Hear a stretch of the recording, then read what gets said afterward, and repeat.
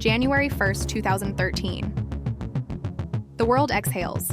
The Mayan apocalypse never arrived, but in its place, a much more digital end of days is brewing. The air in Washington is thick with a quiet, bureaucratic paranoia, while in a small apartment in Hawaii, a young contractor named Edward Snowden is beginning to download the secrets of a superpower. We enter the year with a smartphone in every hand, and a growing sense that the devices we love are watching us back. The atmosphere is electric, charged with the static of a billion connections that are suddenly looking like chains.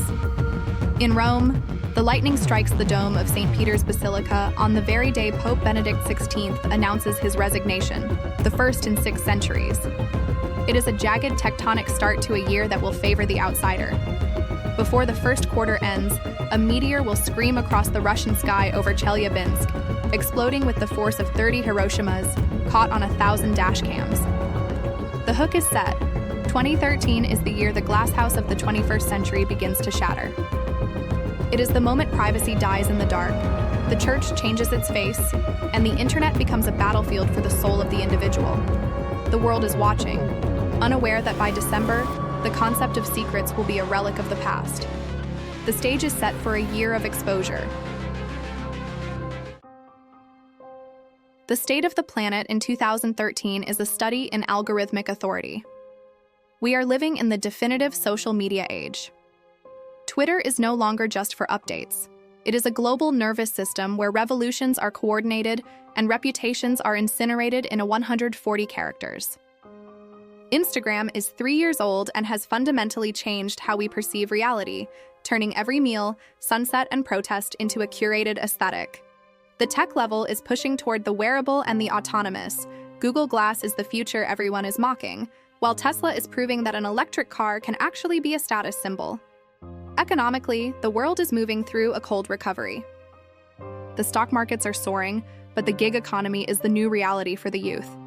We are witnessing the datafication of life, where our browsing habits, our heart rates, and our locations are harvested like crops.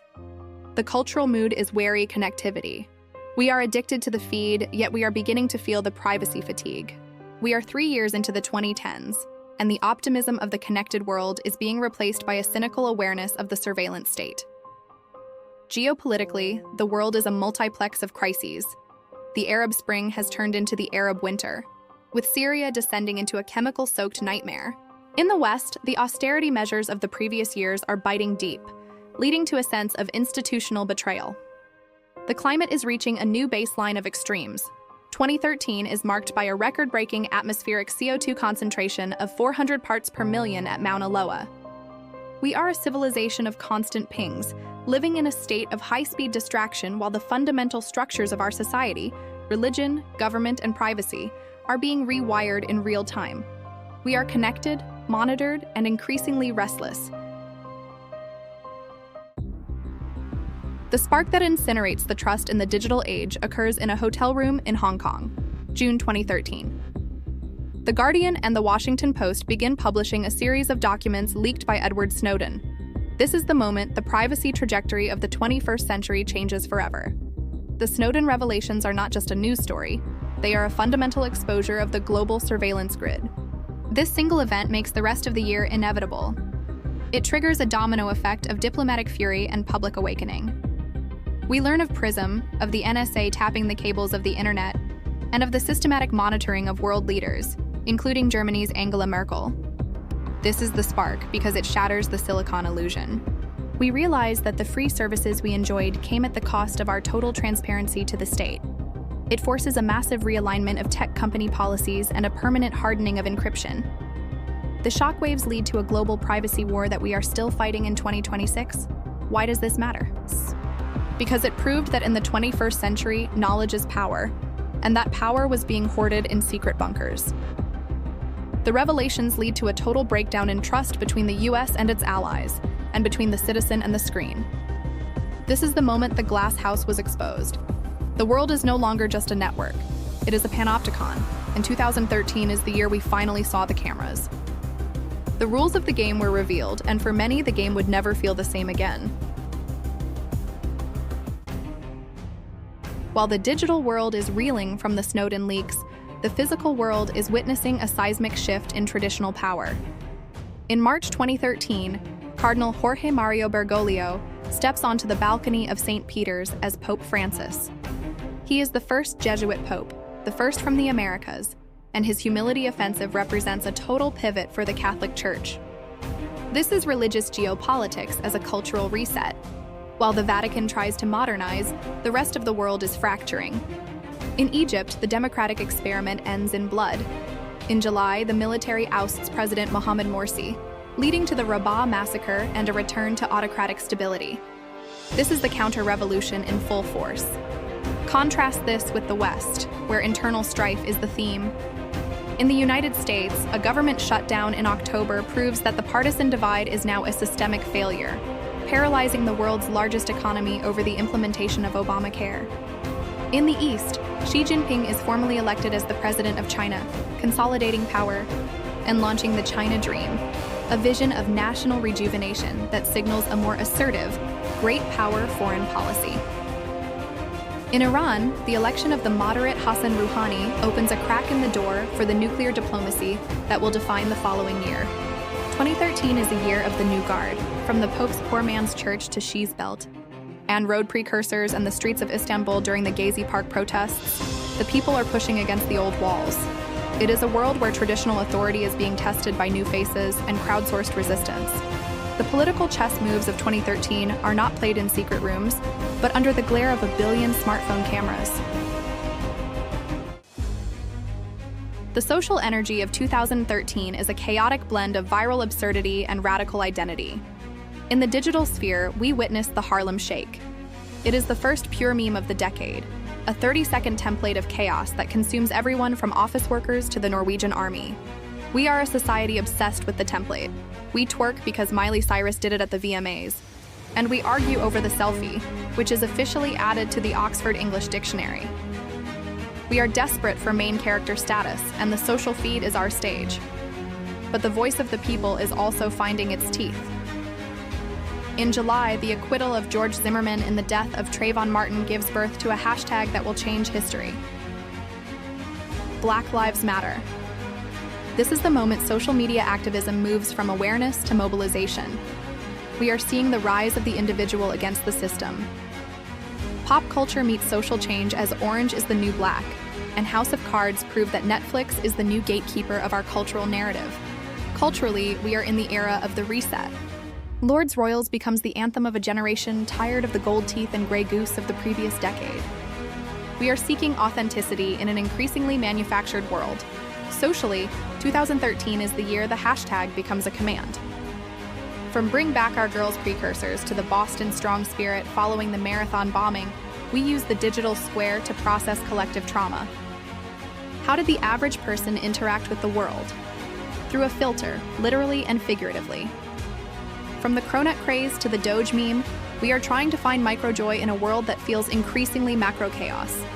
We are the main characters of a movie that is being written by an algorithm, and in 2013, the plot is getting very strange.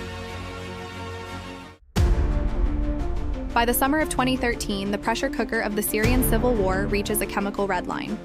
On August 21st, the Ghouta district of Damascus is hit by sarin gas rockets, killing hundreds of civilians in their sleep. This is the moment international law meets its red line and blinks. The images of children struggling to breathe are a humanitarian escalation that forces the hand of the world. The momentum is building toward a global conflict that the West is desperate to avoid. The escalation is not just in the Middle East, it is environmental and technological. In November, Super Typhoon Haiyan, the strongest storm ever recorded at landfall, obliterates the central Philippines. It is an ecological pressure that proves the new normal of climate change is a survival crisis. Simultaneously, the cyber war escalates as the Target data breach exposes the credit card info of 40 million customers, proving that corporate security is as thin as state privacy. In the United States, the social pressure of the Boston Marathon bombing in April proves that homegrown extremism is the new front line. The pressure is building at the borders of the cloud as more whistleblowers emerge following Snowden. We are witnessing a compound breakdown. The red line of war, the red line of the climate, and the red line of digital trust are all being crossed. The pressure cooker is no longer just hissing, it is rattling. We are living through a systemic overload. where the old solutions, diplomacy, aid, and firewalls, are proving to be analog tools in a digital emergency. The escalation is not a trend, it is a transformation. In the shadow of the overload, the highs of 2013 represent the breathtaking leap of human capability. This is the year we officially became an interstellar species. In September, NASA confirms that Voyager 1 has crossed the heliopause and entered interstellar space. It is the first man-made object to leave the cradle of the sun. It is a scientific triumph that reminds us that while we are fighting over hashtags, we are capable of eternal voyages. But the wins are also intimate and biological. In 2013, the bionic eye, Argus II, is approved for use, a medical miracle that gives sight back to the blind. We are also seeing the technological leap of 3D printing. This is the year the first 3D printed liver tissue is created. And the first 3D printed gun is fired, proving that the power of creation is moving from the factory to the home. The ledger of loss in 2013 is a heavy archive of systemic failure and individual tragedy. The most emotional part of the year is the Rana Plaza collapse in Bangladesh. Over 1,100 garment workers are crushed when their factory collapses, a moral disaster that exposes the human cost of fast fashion. We see the cost of austerity in the Greek crisis and the cost of inaction in the Ghouta gas attack, where the world's never again turned into not now. The ledger includes the Boston Marathon victims, 3 lives taken and hundreds mangled by a pressure cooker bomb, a local tragedy that became a global wound. We mourn the 19 hotshots lost in the Yarnell Hill fire in Arizona, heroes of the Red Line who were consumed by the very climate extreme they were fighting to contain. We lose the giants of the 20th century. The death of Nelson Mandela in December is a global heartbreak. He was the moral compass of a century, and his departure feels like the end of the age of forgiveness. We say goodbye to Margaret Thatcher, the Iron Lady whose legacy still fractures the UK. We lose James Gandolfini, the face of the anti-hero, and Lou Reed, the voice of the wild side. The lows are also structural. The Detroit bankruptcy is the largest municipal filing in US history, proving that the industrial dream is a ghost town. The human cost of Haiyan is a ledger of 6,000 dead and a city, Tacloban, turned into a graveyard. 2013 is a year where the grief was raw. From the fallen students in Nigeria to the drowned migrants off Lampedusa and the silent children of Damascus, the ledger of loss is a reminder that our connectivity does not mean protection. It is the part of the script that aches, the shadow that gives the highs their meaning. 2013 is a mandatory chapter in the history books because it represents the death of digital innocence. This was the year the internet stopped being a toy and started being a tool of control. What died in 2013 was the myth of privacy. The Snowden leaks proved that in the 21st century there is no delete button for the state. What was born this year was the power of the individual outsider. Pope Francis, Edward Snowden, and Malala Yousafzai, who gave her speech at the UN, proved that a single voice could move global institutions. 2013 mattered because it was the year the future arrived, and it looked like a camera. It proved that a hashtag could be a movement, a whistleblower could be a ghost, and a pope could be a rebel. We interpret 2013 as the year the system became aware. The surveillance, the social polarization, and the climate extremes were no longer theories. They were facts.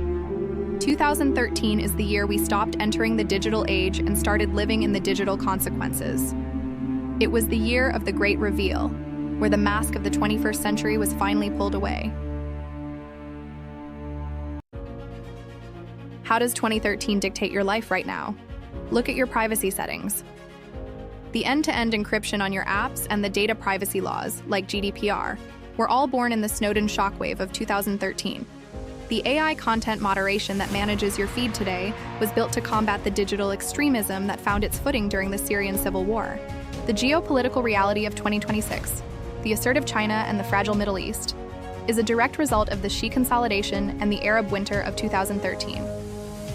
We live in a world where social justice is a hashtag power, a system that was field-tested by BlackLivesMatter 13 years ago. The climate urgency of today is the legacy of the 400 parts per million milestone at Haiyan. We live in a world where 3D printing is a household tool, and electric cars are the standard. Technologies that achieved cultural velocity in 2013. Even your media, the binge culture of Netflix, and the meme language of communication was written in that year. You aren't just existing. You are executing the code that was written in 2013. The outsiders of that year are the establishment of today. 2013 was the year we saw the machine. We left the solar system, but we realized we were being watched at home. We changed the face of the church, but we couldn't stop the gas in the streets. It was a year of the exposure and the expanse, a chapter where the species looked into the digital mirror and didn't always like what it saw. The archive is closing on the year of the whistleblower and the Harlem Shake, but the vault is just opening on the year the order would truly shatter. Join us for the next exposure. If this year surprised you, challenged what you thought you knew, or reminded you of something you lived through, leave a comment with what it meant to you. If this series helps you understand the present through the past, consider liking the video. And if you want every year exposed, subscribe to the channel.